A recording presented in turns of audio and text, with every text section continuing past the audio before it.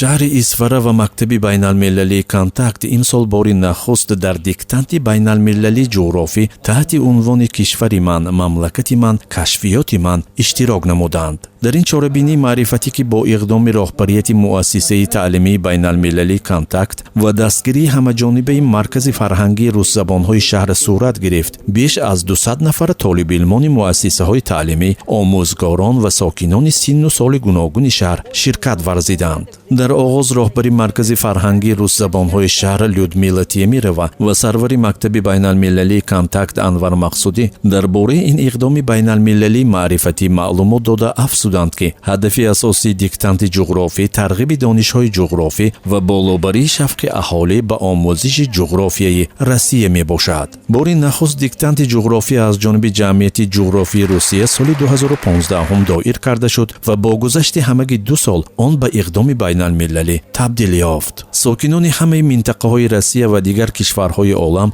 در آن فعالانه اشتراک نموده در سمت دانستن جغرافیا دانش سنجی میکنند. تاکید گردید که دوام 7 سال برگزاری این اقدام دایره فعالیت آن در دنیا وسیع گردیده بیش از 2.5 میلیون نفر ساکنان 122 مملکت دیکتانت جغرافی نوشتند. امسال همشهریان ما نیز امکان پیدا نمودند که در این اقدام معرفتی بین المللی شرکت نموده دانش‌های خود را عاید به جغرافیا بسنجند. زیرا تاجیکستان دارای تاریخ کهن، مدنیت قدیمه و طبیعت ناتکرار و اقلیم خاص بوده، دانش‌های عمیق جغرافی به شناسایی بیشتر به کشورهای عالم مساعدت خواهد کرد. نتیجه‌های دیکتانت آخر ماه نوامبر معلوم می‌گردند و هر یک اشتراکچی می‌تواند با آن در سامانه جمعیت جغرافی روسیه شناس شود. در انجام به همه شرکت‌داران چاره‌بینی معرفتی شهادتنامه‌های جمعیت جغرافی روسیه سپاریده شدند. مورد به ذکر است که در برگزارسازی نخستین دیکتانت جغرافی در شهر اسفاره سرور مرکز فرهنگی روس زبان‌های شهر لودمیلا تیمیرova سهم